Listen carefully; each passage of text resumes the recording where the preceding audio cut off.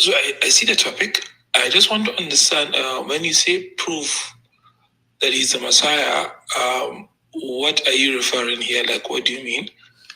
Prove that he's the Messiah. Don't just claim it, prove it. Show me that he indeed is the Messiah, that he meets the messianic qualifications. Which are? You don't know? No, I don't. Fair enough. So before I answer this, then we have to set a foundation. Okay. Huh? The word Messiah. Where do you know where it comes from?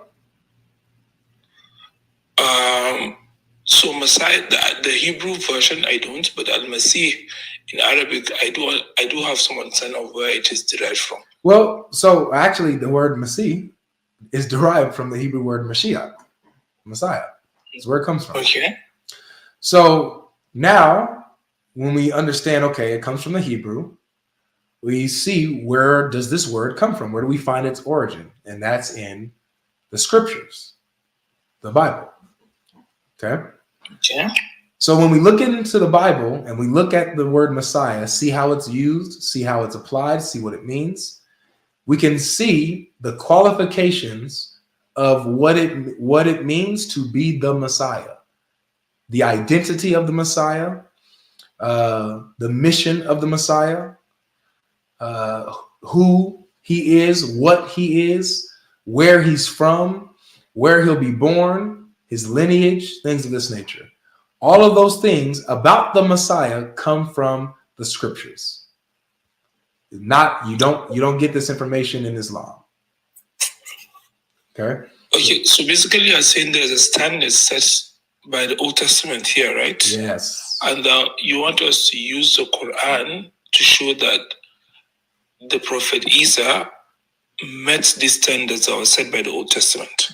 Well, not really. What it is so the first point, and you're definitely more reasonable than the usual, so I don't have to go through the steps with you. But usually I have to prove the point first that this information is not found in the Quran or the Hadiths. It's found in the Hebrew scriptures. So the standard for what the Messiah is. Correct. Okay. So the Quran identifies Jesus as the Messiah, but doesn't tell you how or why. It just calls him. Okay. Yeah. So, but it doesn't tell you like he's the Messiah because of this, or he fulfilled this, he did this, whatever. So, nor does it have any of the messianic qualifications anywhere. Like it doesn't tell you about the Messiah. It just calls Jesus the Messiah. So you have to go back to the previous scriptures to even understand what that even means when you're saying that Jesus is the Messiah. Okay. So that's the first point that needs to be that's made. Second point is understanding that you cannot prove from Islam, you cannot prove that Jesus is the Messiah. It's impossible. As a Muslim, if you're a Muslim that rejects the previous scriptures, then it is impossible for you to prove that Jesus is the Messiah. All you have is a claim. Yeah, so you're saying that, if I just understand what you're saying, the first point is that you cannot rely on the Quran to give you what the standard of a Messiah is. Mm-hmm. You have to go back to the previous scripture to get to understand what it means to be a Messiah. Yes. And then the second point is, following that, you are not able to see in the Quran where this standard that has been set out by the previous scriptures being met in the Quran as it describes who Jesus is. Mm-hmm. Yes. So, okay. So as a Muslim, if I'm one of those Muslims that are really hardball and reject the previous scriptures, all I need is the Quran, the Quran is sufficient for me. If all you go by is the Quran and Hadith, I'll grant the Hadith as well, then it is impossible for you to prove objectively that Jesus is the Messiah. All you have as a Muslim is a claim, really a blind claim, only because you believe in the Quran. Jesus is the Messiah. I believe Jesus is the Messiah because the Quran says so. But you don't have any proof that he's the Messiah. So it's just a claim as a Muslim. You need the previous scriptures in order to be able to prove that Jesus is indeed the Messiah. Make sense? Okay. It does make sense. Just so I understand, the Christian position, is it that they believe he is not the Messiah, or they also believe that he is the Messiah? Yeah, the Christian Just so I position understand, is like the Christian position is a definitely heck yes. He is the Messiah. He fulfills the requirements of the Messiah. Now, here's the difference, okay? Because from the Christians, our New Testament, that's where we get Jesus' life, his teachings, where he's born, all this kind of stuff. The Christians, we have Jesus' life, we have the New Testament writing, we have the gospel that shows us, that demonstrates us specifically how Jesus is the Messiah. Not just a claim. It's not just that, oh, Jesus is the Messiah, boom. No, it's Jesus is the Messiah because he fulfilled this from the scriptures. He fulfilled this from the scriptures. He fulfilled this as the Messiah from the scriptures. He, all this kind of stuff. So that's how the New Testament, when it says Jesus is the Messiah, always refers back to the Old Testament, showing how Jesus fulfills the Old Testament passages about the Messiah. But the Quran doesn't. The Quran just says he's the Messiah without showing how. Okay. So I understand that point. I guess now this is now where we have the point of the argument, right? I think you're saying that because the Quran doesn't demonstrate how he is the Messiah, is that why you don't regard it, or is that why it is false? Well, that's not why. Two. No, I'm not saying like overall. I'm just saying on this particular issue. Is that why it is wrong, or So the Quran it's actually right here. I'm not saying the Quran is wrong. It's actually right. It's making a true claim, but it's just a true claim. It doesn't tell you how or why. You can't prove it. It's making a true claim, just it doesn't have proof behind it. But this is established not from the Quran. This truth that Jesus is the Messiah is not established from the Quran. It's established from the previous scriptures. So it's not its own truth. It's pulling this truth from what came before it. Now, here's something important, is that here's the next phase. The next phase is that when we go and look at the qualifications of the Messiah, who he is, what he's supposed to do, his mission, when we actually see what the scriptures say about the Messiah, you'll see that it is a double-edged sword against Islam. When Islam calls Jesus the Messiah, when it identifies Jesus as this figure, it cuts itself, because this figure is Jesus as the Messiah, the messianic figure, goes against Islam. Everything about him goes against Islam. Okay, so because I'm trying to understand like what is the point of debate here. So you're saying because number one, when the Quran presents the picture of who a Messiah is, it doesn't really explain how he is this Messiah. Because if it did, then it would most likely would have demonstrated the Old Testament version of what the Messiah is, which eventually leads to the Messiah being basically God. I think that's the conclusion, right? Which Islam doesn't affirm. Say that last part again. So I'm saying basically. No, I heard you. I'm just trying to repeat the last part. So you're saying if you follow through the full Old Testament expectation or criteria for a Messiah, it inadvertently leads you to the conclusion that the Messiah is also God. Correct. Or is also divine. Yes. Is that the conclusion you want to make? That's the conclusion. Yes. Okay. Then I think I'm not clear with what the debate is.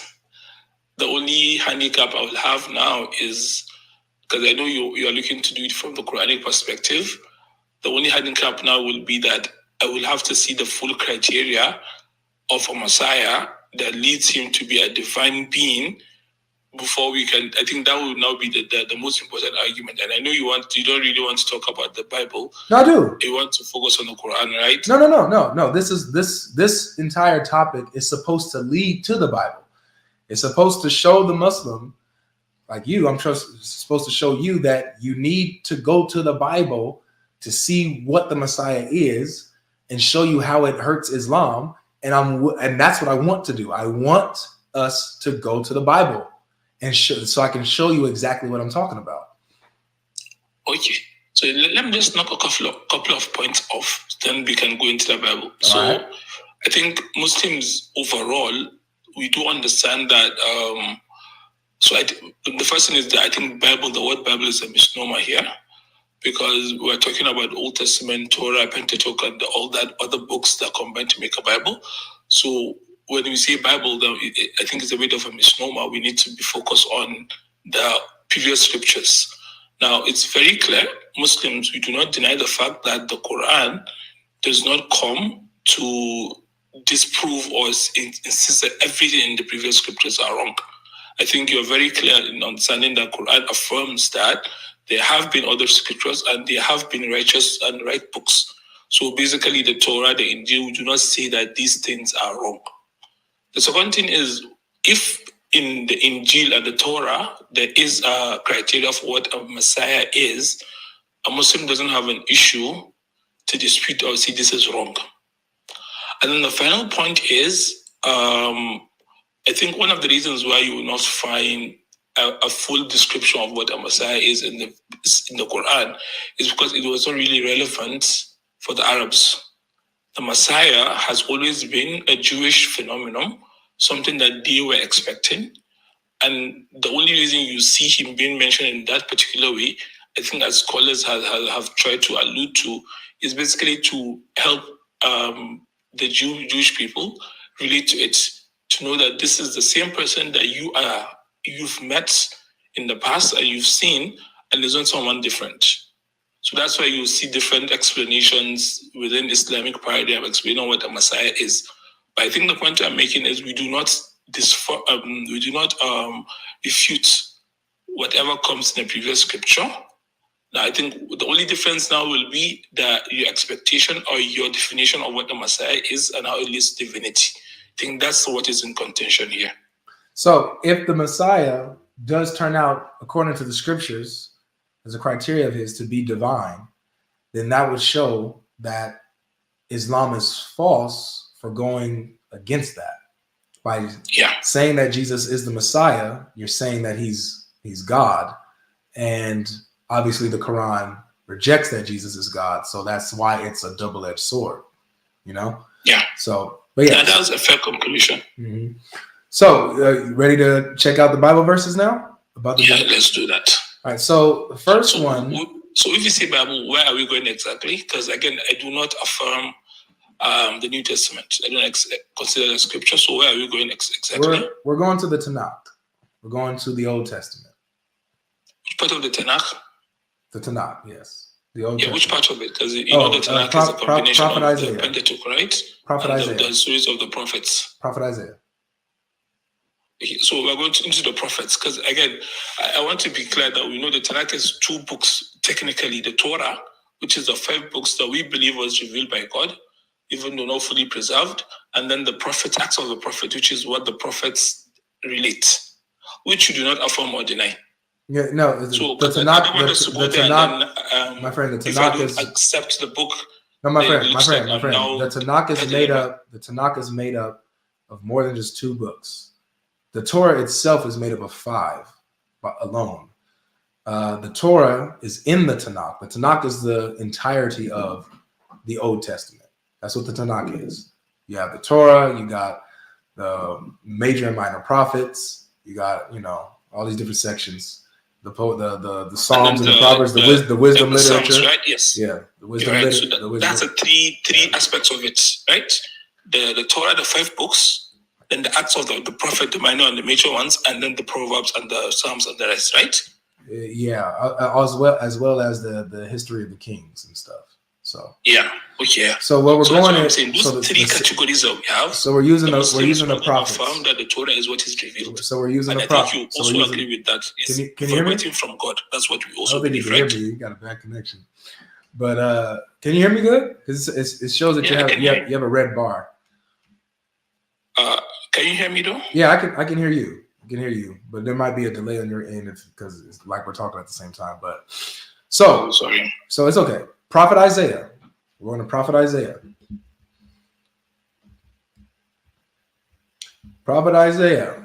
And this is what he says of the Messiah. Chapter 9, verses 6 and 7. Okay. So it says, "For to us a child is born, to us a son is given, and the government shall be upon his shoulder. And his name shall be called Wonderful, Counselor, Mighty God, Everlasting Father, Prince of Peace. Of the increase of his government and of peace there will be no end. On the throne of David and over his kingdom, to establish it and to uphold it with justice and with righteousness from this time forth and forevermore. The zeal of the Lord of hosts will do this." So the son that's being born to us is identified as God himself and the Father of eternity. That's Isaiah chapter 9, verse 6 and 7.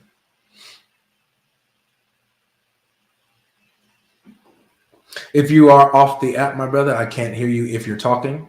Yeah, I know that you're probably looking at the verse right now yourself. So yeah. I was sorry. I wasn't speaking. I was just trying to follow the verse because I was reading I've been reading the book of Isaiah. Mm-hmm. So you're saying because it says that a child is born who will be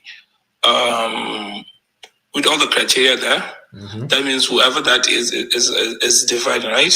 Yes, it literally calls him the mighty God and the Father of eternity. Okay. Well, why is that then the criteria for a Messiah? Well, it's saying that the Hebrew mentioned that as Messiah. Yeah, it's saying that that's who it is. That's who he is. The son that's being born to us, the son that's being given, who rules, who's the king and ruler of Israel, the Messiah, the anointed one. He is the mighty God, the Father of eternity.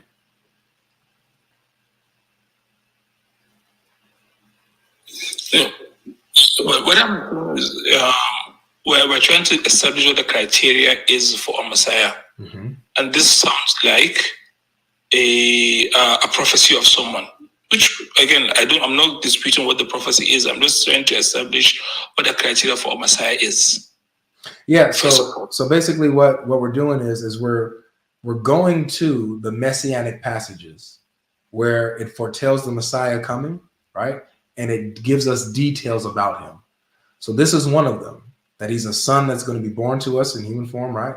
But he's also identified as God himself and the Father of eternity, who will rule on the throne of David forever.